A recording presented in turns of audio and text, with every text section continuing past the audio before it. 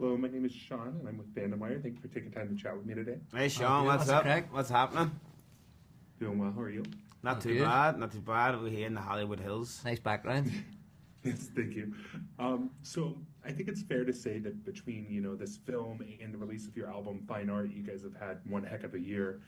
Is it exciting to be reaching these levels of international acclaim? Yeah, I mean, this is our first year. Like, we're touring around Europe a lot. We just came back from Denmark, Belgium, Amsterdam, Brussels, Madrid, and Portugal. So like, it's crazy for us just to be going around all these countries. I think it's very unusual for a band to have a debut album and a film to come out at the same time. So you can imagine we're very, very busy. And we haven't had a minute yet, but it's very fun, and it's great for us to have the opportunity to go around the world and to connect with people from all different cultures and walks of life. Yeah, absolutely. And I think, one of my favorite things about your music is the diversity of influences you have in the music you make. And I think this film obviously also has a lot of influences as well. What were some of your and Rich Pepiet's kind of points of reference when telling your story in the film? I was a massive Britney Spears fan growing up, so it's like you can see that through the. There was some. The music's mostly ours in the film as well, but we wanted that kind of high octane stuff as well. So the likes of the Prodigy and stuff. Why are you talking about the movie influences? Like, as in music influences for the movie, or?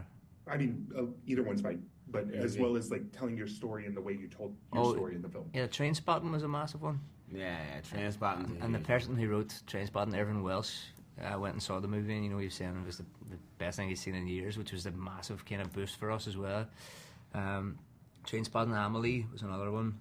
Yeah, I think Trainspotting was one of the main ones for us, and for Rich especially. When he came to us, he kind of talked about Trainspotting because Trainspotting never kind of diluted what they were doing to make it more digestible for an audience outside of Scotland.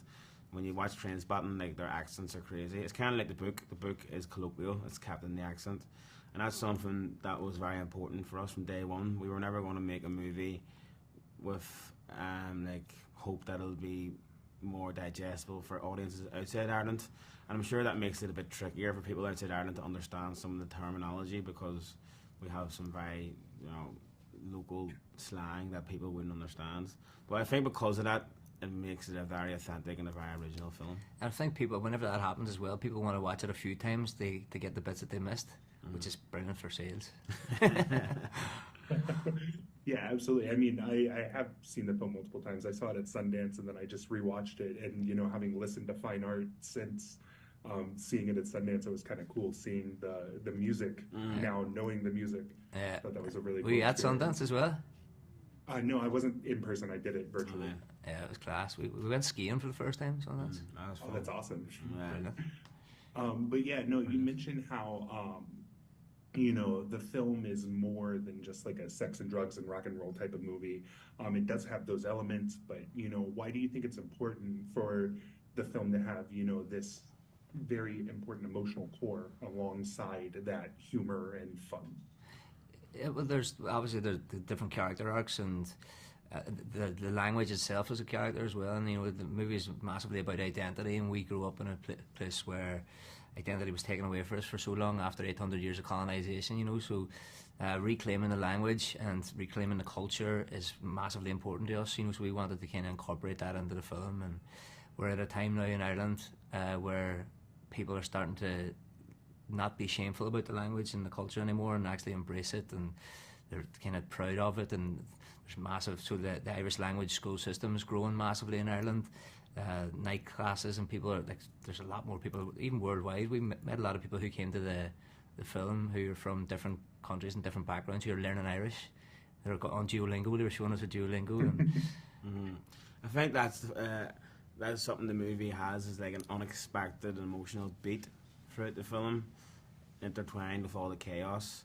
And I think that's important because I think language in general is a feminine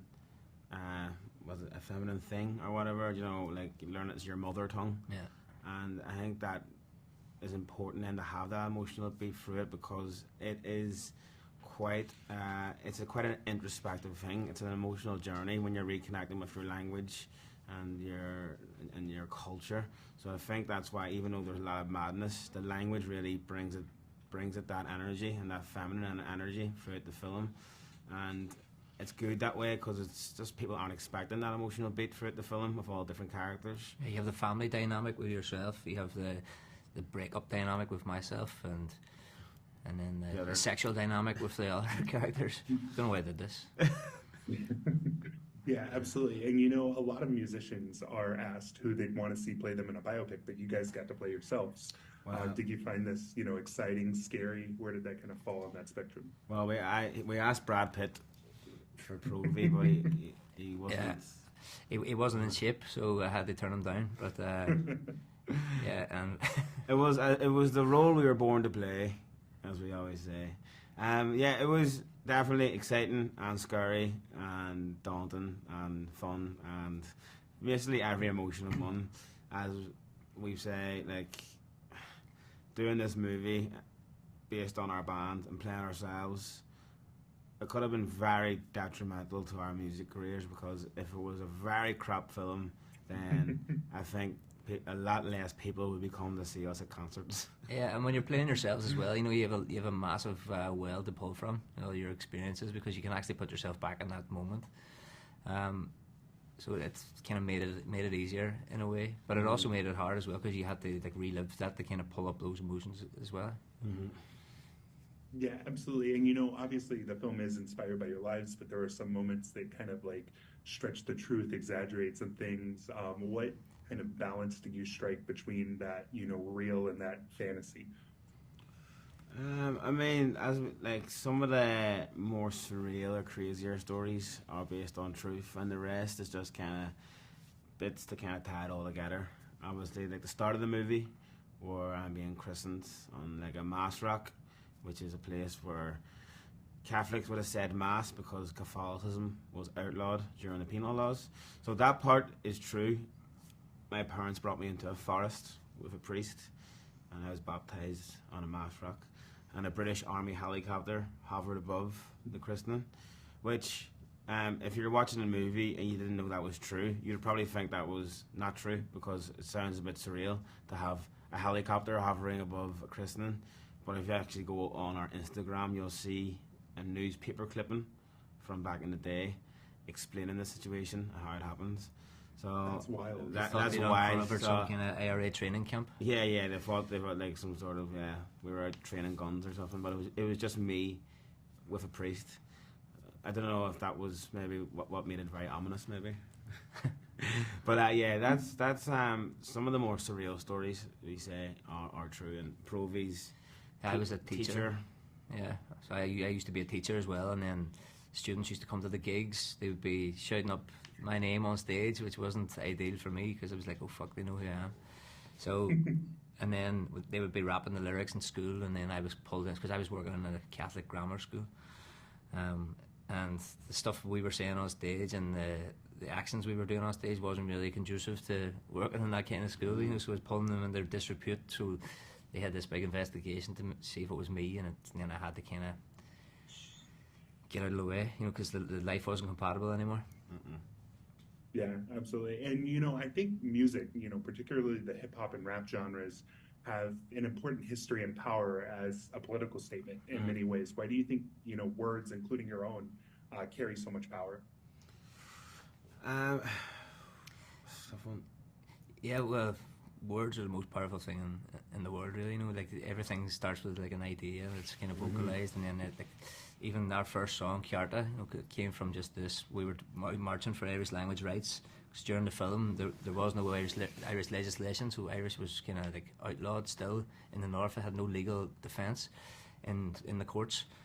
So just from that one song, everything else kind of snowballed off the back of that. I think words are important, and the people who tell the stories with them words, and oral history is important, because a lot of the time it's the winners that write history, but it's the people on the ground who maintain the real history and the oral history. And in Ireland, folklore and oral history is very important, and I think hip hop kind of aligns with that as well, because hip hop carries the story of people whose stories aren't being told in the mainstream, and I think that's why it resonates with us so much, because it gives us an opportunity to tell our stories. And maybe it's not the story you'll read in a history book, but it's the story you'll hear on the streets. Yeah, absolutely. And you mentioned how, a lot of the stories that you tell are things that don't get the international spotlight, like this, fight to preserve the Irish culture and Irish language. Why do you think the rest of the world should know about this? I think just in today's terms, where there's so many languages being lost, and there's like globalization and everyone's speaking English or Spanish or whatever language, whatever mainstream global language, I think that it's important for people to hear this story, because there's people in Ireland who refuse to let the language die, and who carry on the heritage and the language and the culture. And it's not necessarily the most financially beneficial thing to do. You're not going to be a millionaire per se because you speak the language, but it carries a lot of intrinsic value, a lot of wealth. And again, this word identity is so important, because language and identity are intertwined. And we've met a lot of people who've seen the movie who come from different cultures or minority cultures or in their own indigenous language, and it makes them reflect on their relationship with their culture and their language, and maybe to reconnect with it.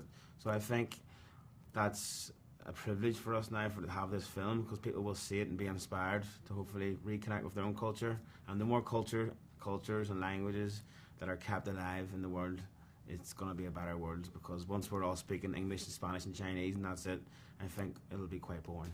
Yeah, and the language kind of connects you to the land as well. Like we have a friend who wrote a book called 32 Words for Field, and if you have that break between the people and their language and what came, their heritage and the line that came before them, you don't know where you're come from. So in Ireland, you have all these place names, Ballyshannon, or which means like the town. Bally means the town of, or Dara, where I'm from, Derry doesn't mean anything in English. It was just like an anglicisation of it. But Dara tells you that it was the place of where all the oak trees grew. Belfast tells you that it's the mouth of the Farset River that comes in. But without that connection to the language, you lose all that. You lose your connection to the land. You lose what everything means. Even in indigenous cultures and languages, they know what plants are going to help this disease or whatever. But as soon as you kill off that culture, language, you lose all that information, all that kind of connection to the land and to the world, and it's easily given up these days. And the Amazon's being cut down at a fucking massive rate, and you don't realise that the damage it is doing. I think that something that really worked well about this film is that it's obviously very fun, but it's also provocative, and I think that really helps that message that you guys are talking about resonate. Why do you think that this is the case? This balance of fun but provocative. Why do you think it works so well? I think maybe, I don't know, there's like image of languages, like minority languages, that if you're going to portray it, it has to be portrayed in a certain way, and like an artsy way and a non-provocative way. You can do it, but if you're like singing in a nice way, or you're kind of like dressed in your traditional clothing, I think this movie has a different approach to it, and I think it resonates because it has a lot of anger in it, a lot of energy, and I think is the kind of energy that will be needed and required for us to maintain these languages and to keep these languages alive. We can't be passive with the languages. We have to have this fight in us, and it's that fight that has kept the Irish alive for so long, and other languages around the world. So I think it's an important element of keeping languages alive, because there's so much pressure all around the world for these languages to die off, and there's indigenous languages being lost, countless, every day all around the world. So I think that provocative, angry, energetic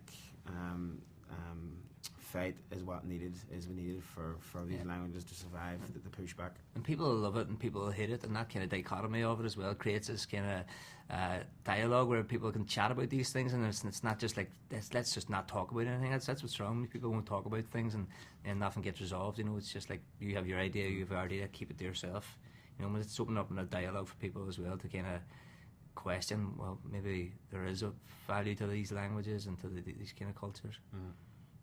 Yeah, absolutely. Well, thank you so much again for your time. Congratulations on the film and the album, and I can't wait to see what you guys do next. Thank you very much. It's a pleasure. Slam. Thank you. Have a great day.